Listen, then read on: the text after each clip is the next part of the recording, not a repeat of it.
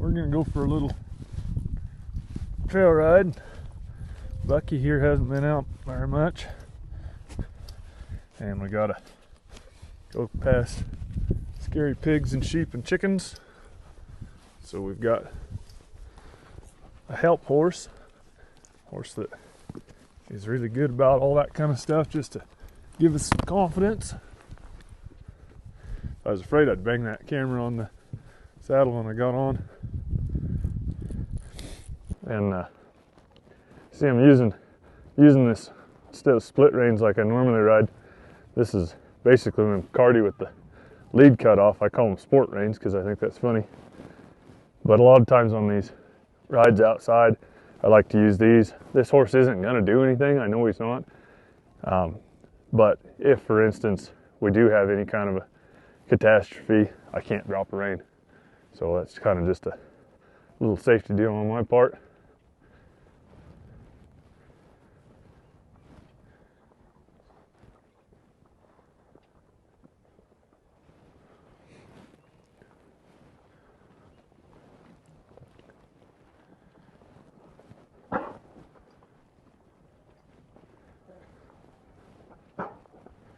Got a little cough.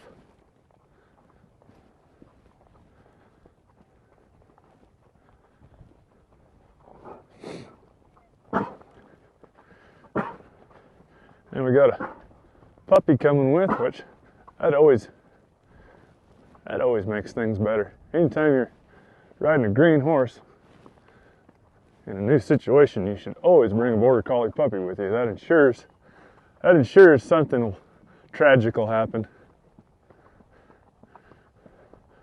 We see we got the neighbor's band of sheep here, and nothing likes going past sheep very much. I don't blame them. I don't like sheep either. We got some pigs there. It's early enough in the morning that the pigs are still in bed, so he wants to stop and look here, and I'm going to let him. But what we're going to do is let him look a second, and then we'll let Brick ride on through there, unless this horse just volunteers. But that way he's got somebody to follow that's real confident. So go ahead. And you want to make sure that it's the kind of horse that will walk through there real confident. If right now that sawyer horse were to even stumble or spook or anything like that, we would be a lot of times getting past that little funny spot for this colt before he got confident about it again. So now we're on to greener pastures here, so I'm going to let him be out here by himself again.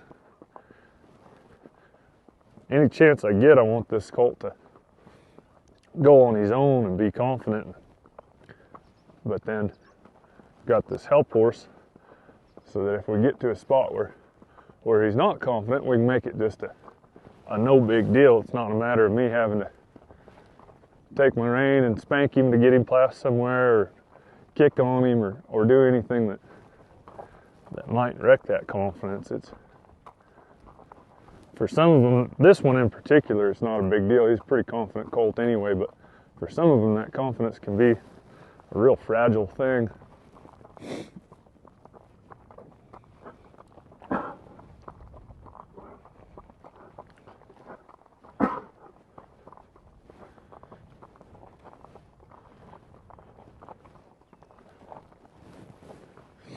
Here's another kind of a spooky spot for a lot of them, going past these old dog kennels. I'm not particularly sure why this bothers some horses, but it does. Old Bucky here, he's thinking he can manage it himself. And right up here there's a burnt stump that looks like a horse-eating monster. And see there, he's got a little nervous. He's looking at some nervous stuff. Here's that dog running around behind him. So we just let Brick come up here and tell him everything's okay.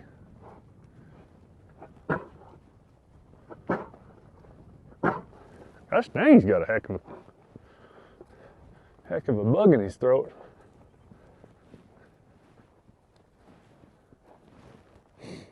There's a lot of quail and everything in these bushes wrestling around. That's just the kind of thing that makes you want to have a partner on a ride like this, because it darn sure can spook a little guy.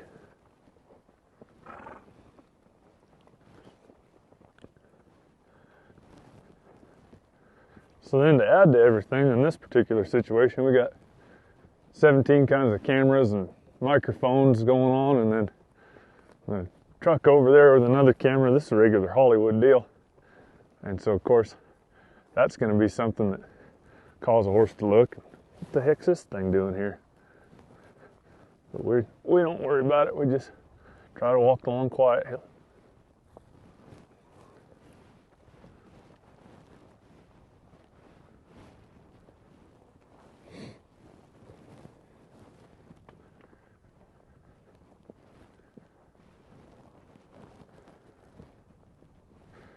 And normally what I do is, after a time or two of, ooh, there's some scary spots, I just let him look at it a second. And one thing I'll mention here is that any of the cowboy etiquette type stuff that you hear people talk about, none of that counts when you're riding colts. You ride in front of somebody, you ride behind somebody, you bump into somebody, that's colt riding. But what I was fixing to say there was that normally I'll take a colt like this and go with a help horse once or twice, and then they got to go do it themselves. And a lot of that's because I can only ever get somebody to help me once or twice. But we're going through here. I'm sure on these microphones I can't hear all those birds rustling around through there.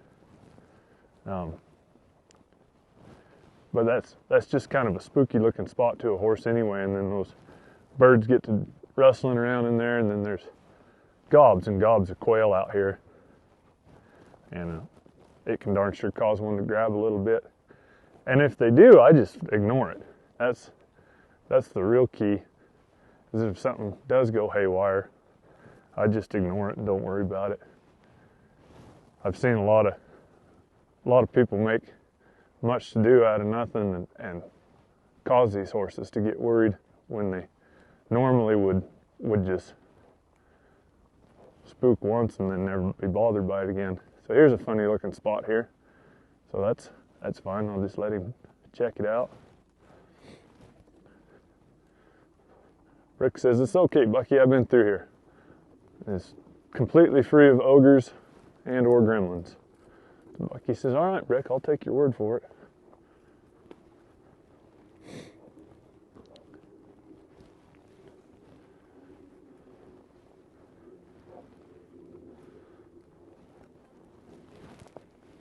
Okay. My cameraman just notified me on top of the truck there that she was going to do something scary, so I just had myself prepared in case this colt didn't want to jump. But from here on out, I've got the whole Nevada desert to ride in, and we're just going to make this a short little ride. But there's lots of stuff a horse can learn out here, and that's, I guess, something I was going to talk about on this ride. This is just a confidence building ride, so we're just going to go out here and do our little course and be done.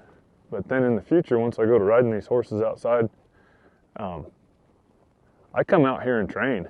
You know, it's pretty easy to just ride them around out here and have nothing really happen, have them not advance. And there's some spots, we'll go past one of them, some spots I've got picked out.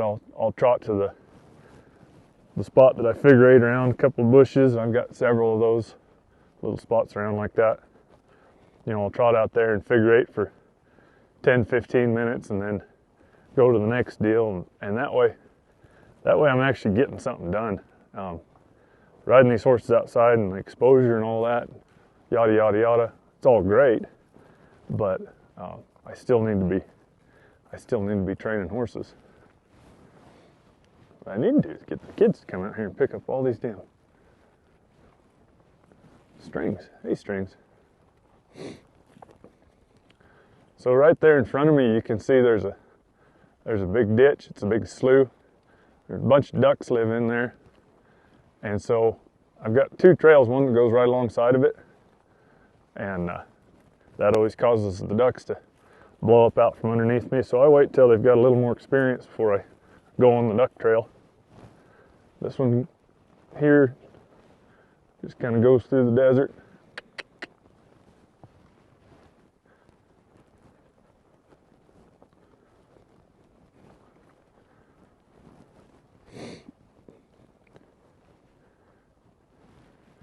And there's a jackrabbit. This deal here, I mean, it's kind of by design that I made this trail to where it weaves in and out of the brush and stuff like that. Because as I get to go and advance these horses a little more, you come through here at a trot, they don't want to get in this brush. It doesn't feel good to them. And so a guy can really advance their steering quality by just trotting through here, and the horses having to make decisions pretty fast. And, you know, once you get to trotting pretty fast and whoop, make a sharp turn. So it's what kind of seems like a random meandering trail is really by design. And there's some cattle out here. Cow trails are a lot straighter and a lot more direct, and following those cow trails isn't any fun.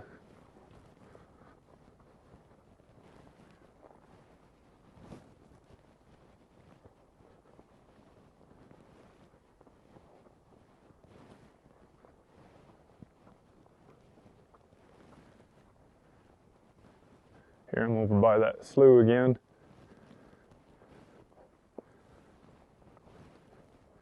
Like I said, I don't want to get too close on this ride because, like I said, I know it's full of ducks.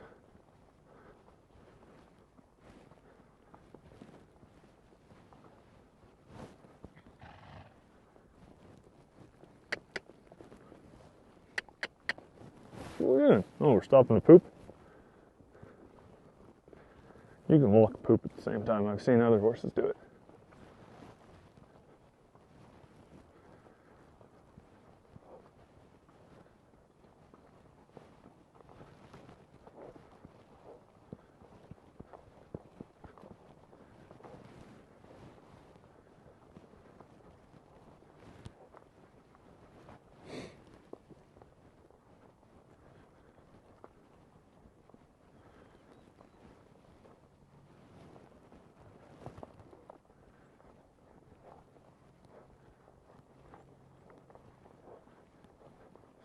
These guys have been out here getting sand out of the sand pit. Kind of messed up my figure-8 track, but we'll get it put back together. I like to come out here, and once I get out to this point, I've got it to where you can see I've done a bunch of figure-8s around these two bushes.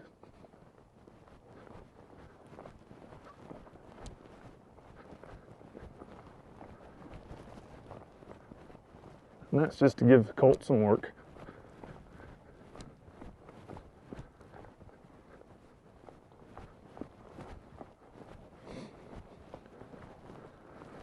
Later on, when I start coming out here a bunch, by the time I get to this point, these horses will be going pretty fast, having a lot of fun trotting. And so get to here and slow everything down by doing a bunch of old boring figure-8s.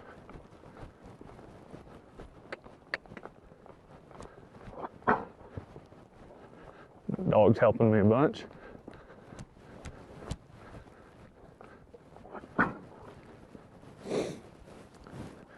This colt wanting to cough a little bit, that's all the more trotting I'm going to do. When he's wanting to cough, he wasn't coughing yesterday. But that's the beauty of these 60-degree days and 30-degree nights. Pretty easy to get a cold. Another thing I like about coming out and riding around out here is I can steer over here and kind of get in that brush a little bit. And you know, a lot of times the horse seems like he's pretty gentle, just loping circles around in the round pen or the arena, but then you have something like that where that brush hit my foot and makes some noise, and you'll get one to grab a little bit over something like that.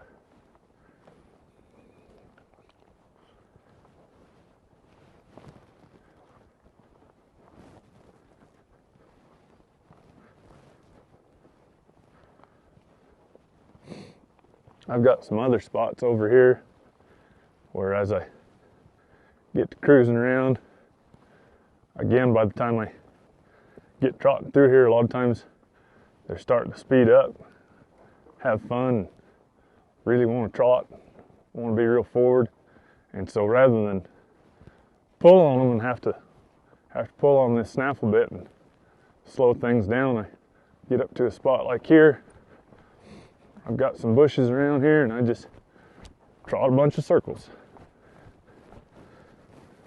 And I can slow these colts down without having to pull on them or wrestle with them or anything like that. You just get slowed down. And then next thing the guy might do is head back off, and now I'm headed towards the barn. One might want to get a little trotty. And if they do, well, I just trot around this bush for a little bit. And of course, this horse isn't getting trotty or nervous or anything like that. I'm giving an example. He got stuck. He says, I can't walk through a bush. And so those are the things where a guy can really improve a horse on just on a little quick trail ride. Now here he's figured out he's headed towards the barn, so we're just pull him around into this bush rather than pull on his face. And you can get your horse a lot broker again.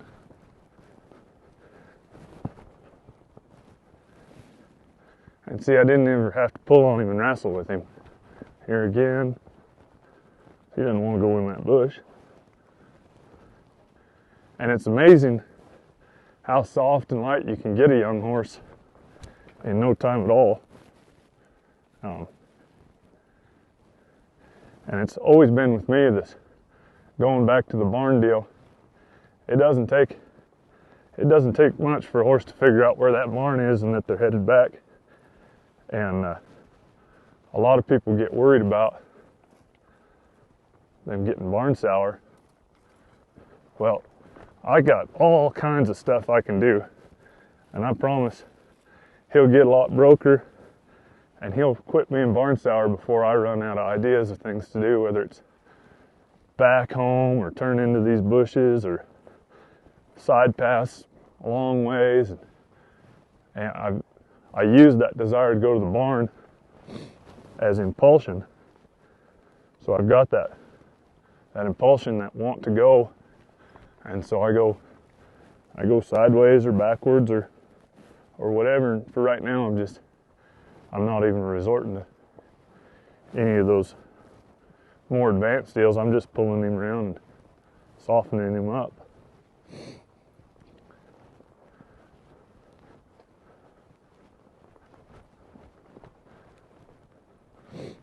And all along we've got the help horse here, so if things did get to be too big of a deal and I couldn't just pull him around and quiet him down like this, I could put him behind that help horse and it would just be like a dude ranch and have him lead me home. And again, that's not what ideal. That's not what I want to do if I can help it. But if I misjudge how this is going to work, I would rather do that and put him behind this other horse and make him be quiet, get ponied home, rather than getting in a wrestling match and pulling on him. And essentially, in the end, he'll learn that he can pull harder than I can, and I don't want him to know that. So that's why we like to use the help horse. Depending on the horse and depending on the situation, I've darn sure gone out the first time by myself a lot of times, but anymore it doesn't. I don't think it's worth the risk. You know, if I got to wait around 3 or 4 days before I can get, or a week even, before I can get somebody to jump on a broke horse and go with me, I'll just wait. I'll just stay doing what I'm doing. You know, as you get older, you get patient, and you realize that you can have the first ride outside anytime you need to. Just wait for somebody to come help. So, well, I'm glad I brought that dog. He's just been nothing but help. Stop and stand in front of my Colt. Hey, get out of the road, dog. He's mad at the cameraman. What's going to happen here in just a second? He's going to start barking and bellowing and really cause something fun to happen.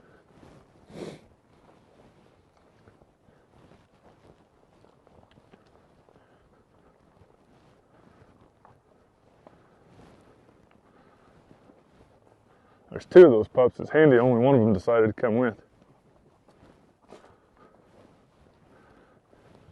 So that's kind of it.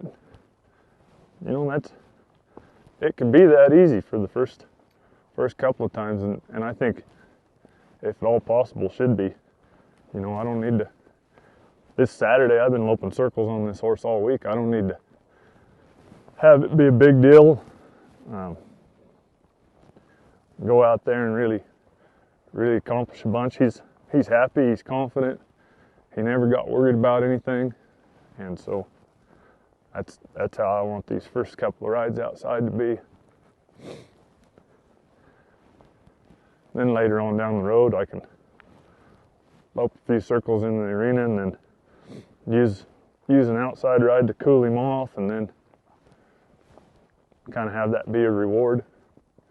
And then I can go ahead and advance even more to where I'm trotting out there the first thing, and I've got a couple spots further out where good deep sand, and I can lope a lot of circles, cross the creeks, then eventually go meet the ducks, all that other stuff. And I guess what I want to mention there is that, you know, everybody talks exposure, and yeah, that's great. There's nothing wrong with exposure. They all need lots of it, but you have to know that there can't ever be enough. You can't show them everything. You can't expose them to everything that might happen, and just because they're exposed to something here doesn't mean 2-3 years down the road someplace else getting exposed to the same thing. It's not necessarily going to correlate with them. And so that's why I like to train when I ride outside, so that these horses have it in their heads that we're always doing something, and that I'm always in control and always calling the shots, and they're always going to work. That way they don't get complacent, and then when something comes around that they're not exposed to, what they're used to is the fact that they go to work, and I can get away with a lot more in terms of exposure that way. And what I mean by that is, I can trot this son of a gun through the desert for the next 5 years. Well, he's still never seen a marching band, and there's no way for me to expose him to a marching band. But if he's used to the fact that no matter what we're doing, he's having to be balanced and be in frame and be collected and work and putting his feet where I tell him to put his feet, and thinking about what he's doing, well, that way on down the road, when he does see a marching band, it's not going to matter very much, because what he understands is working, putting his feet where I tell him to put his feet, balancing his body, holding himself the way he's supposed to. Once you get that mindset in them, then shoot, there's nothing that bothers them. The exposure thing's really a non-issue at that point.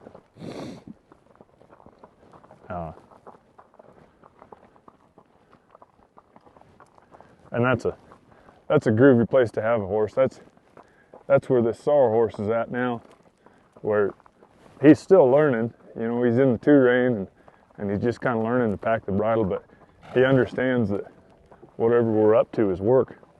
And so whether it's dog running up behind him or the quail in the bushes or going past these sheep and these pigs, he's not worried about that because he's thinking about being balanced and about putting his feet where he's told to put his feet. And this colt will be there someday too. It's just a matter of time.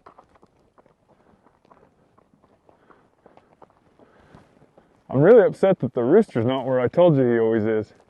That dang red rooster is almost always on top of that little sheep pen there, and then as soon as you ride by, he flaps his wings at you. As soon as I went to bragging on him.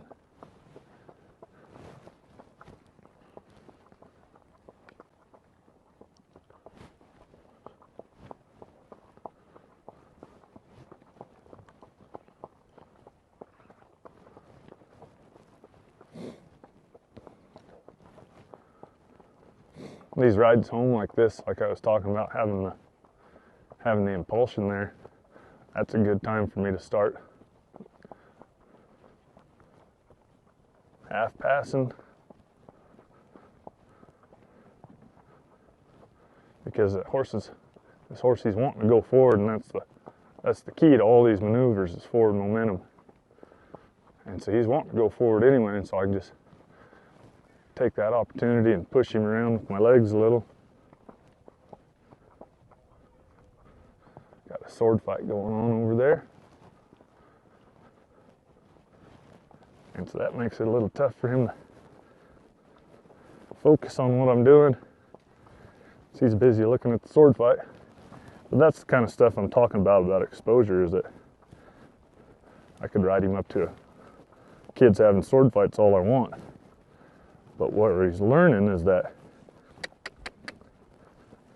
even with that stuff going on that he's wanting to look at, I'm still insisting that he put his body where I want him to. And that's where he learns. So then when there's something going on that's more exciting than two kids having a sword fight, he's trained to the fact that put your feet where Brett tells you to put your feet. And don't worry about that other stuff. We're going to call that a ride.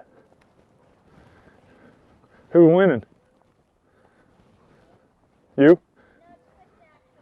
Whoever's, usually in a sword fight, whoever's got the longest sword wins. There you go, Bucky.